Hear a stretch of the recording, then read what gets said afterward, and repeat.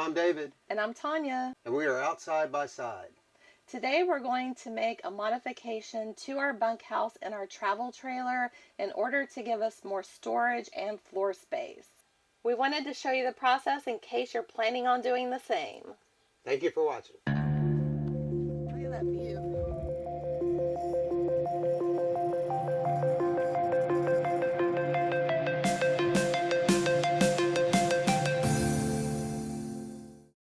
Tanya and I bought our travel trailer about a year ago. We've had a lot of fun with it, and we've been to a lot of great places, but one of the things that we disagreed on was she wanted a trailer with bunks, and I did not.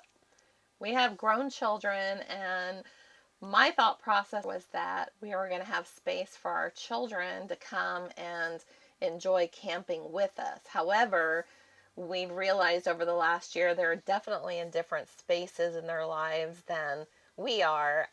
We have full-time students. We have one that's out of town, so they're just not available, which is fine. We completely understand everybody's in different spaces in their lives at different times.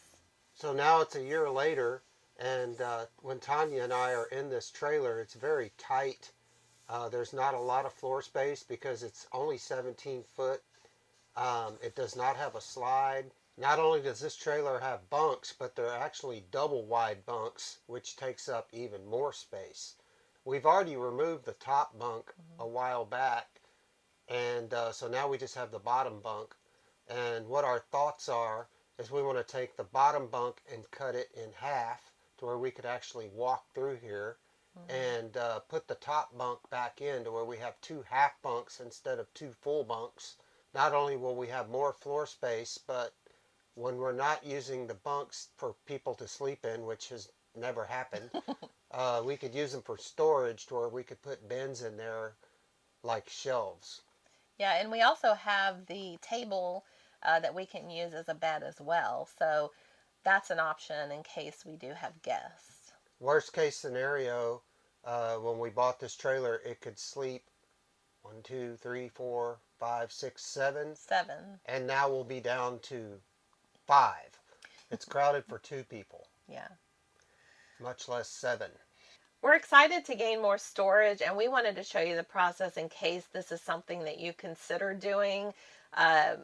We're just going to kind of wing it and see how it goes and take you along for the ride. Our trailer had the double wide bunks, so they actually take up a lot of space. We've already removed this bunk earlier to where it would open this one up for more room if we did want to use it as a bed, because the bunks were so close together you could barely crawl in there. So the plan is, now we're going to take this bunk, cut it in half. We have an outdoor kitchen on the outside, so it's got a box under here. So we're going to keep the bunk, but it's going to be a smaller bunk, and then we're actually going to put the original bunk back up here that's going to be a half bunk as well. And so what we're thinking is we'll have more floor space to be able to walk all the way to the back of our trailer, and then we'll also have shelving to where we could put bins in it to use for our clothes and our food and some of our gear, to where it'd be easier to get to. When we first purchased our travel trailer, we did a walkthrough video. This video, we'll put the link below. If you're interested in purchasing this type of travel trailer, you might like that video. But we showed you our storage, and one of the things that we don't like after a year later is having storage underneath the seat. You have to pull the seat out. So you see how difficult it is to get to everything. We can't stand this. So that's another reason we don't want to have to use this anymore.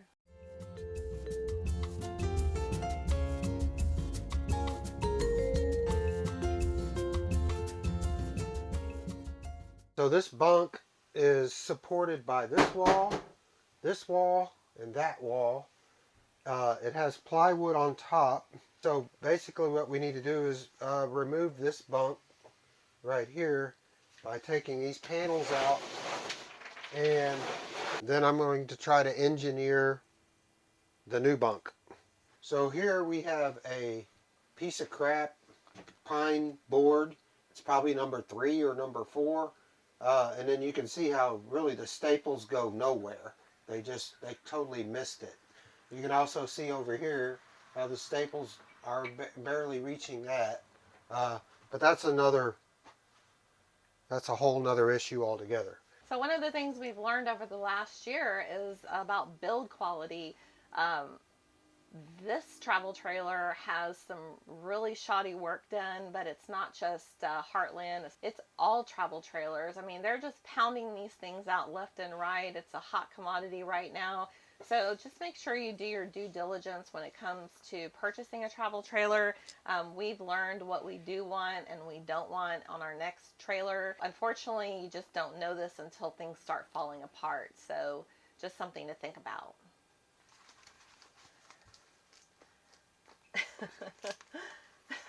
This is what we're talking about, build quality, guys. Come on. So this is basically the box to our outdoor kitchen, which is outdoor storage. So what we're going to have to do is cut this bunk down up to that point. The box is actually supporting the weight, so that's a good thing. And then we're going to have to try to get all this wood off of the side right here and then box this back in with the plywood that we just took off for the new bunk. This rail right here is attached from the outside. So you can't take these screws out because they're on the outside of the trailer underneath the paneling. Right. So when we removed this bunk last year, I had to cut all these screws with a Sawzall, which was a pain in the butt. And it also damaged the walls a little bit. But we're not going to have to take this one out. So now I just need to figure out how I'm going to make this cut, which is not easy. Right. Not upside down. But we'll see how it goes. Okay. It looks like we're going to go with 26 inches. Yes. Okay. So we've measured and marked our line where we're going to make our cut. This is basically about 1 inch over from the box underneath. I'm going to use a drill to drill a couple holes to get my saw started. And we're going to see how this is going to go. We'll put one right here. And another one right here.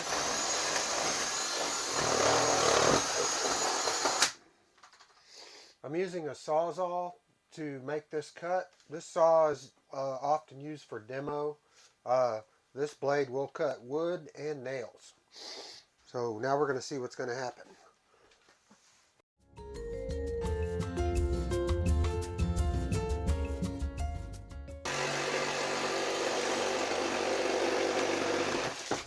There we go.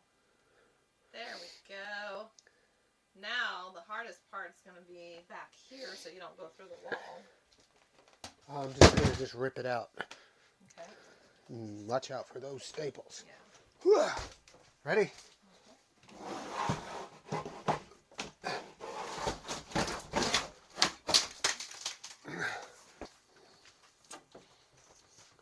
We can save this paneling since it matches the rest of our cabinets and use it to make other things. I'm going to try to use reuse some of these 2x2 pine boards to frame out the bunk. As far as build quality goes, you can see the wood that they use. Every time there's a knot, that's a weak or a breaking point in the wood. I can walk back here for the first time since we've had the trailer. Woo! This is awesome. So the next thing we're going to do is we're going to build the frame, which means that we're going to cut back the 2x2s far enough where we can frame it out here. So I'm going to take the wood, it's the crappy wood, but we're going to use something else, and we're going to mark where we're going to cut. And mark here, and then we're going to mark here.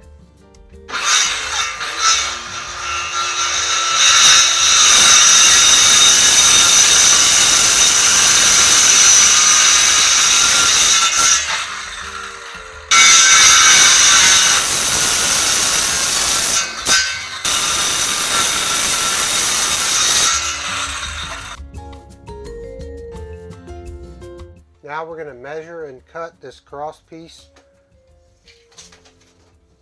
It is 70 inches.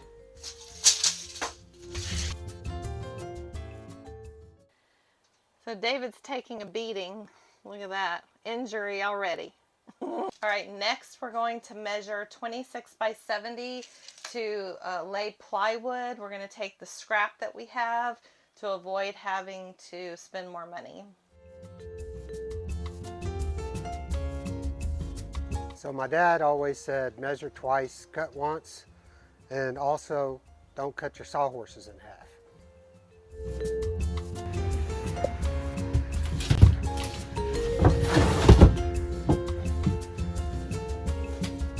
So now we need a piece that is 26 by 20. Actually, we're going to make it a little short of 20 to make sure we can get it in there. Time for a smoothie break.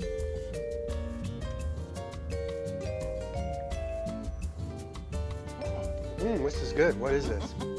This is mango and ginger. Nice. So here's the bottom bunk so far. I'm probably going to trim this out with something so it doesn't show. And now we're going to reinstall the top bunk that we took out. The top bunk, like the bottom bunk, used to go all the way across this wall, which is a load-bearing wall.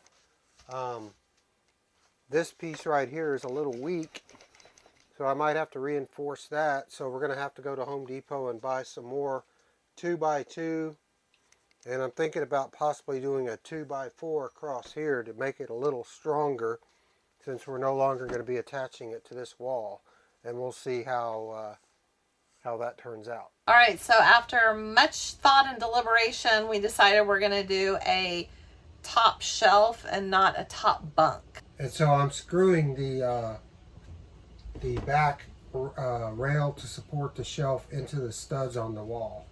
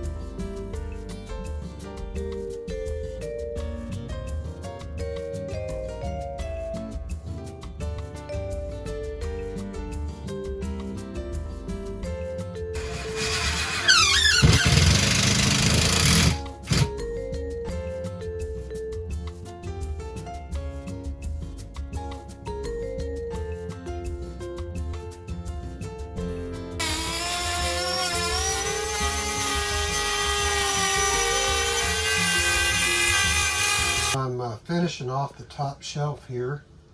So basically what we did is the same thing they did. We used this chipboard, and then I just laminated the same gray paneling that was on the bottom of the bunk so that it matches the cabinets. And then what I'm doing now is I've got some wood glue on here. We're going to put this piece right here to cover up the edge, which should look much better.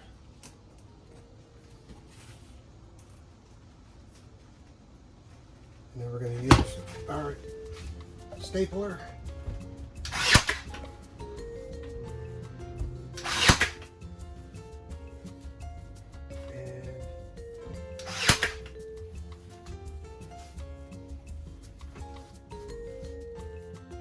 Get it flush.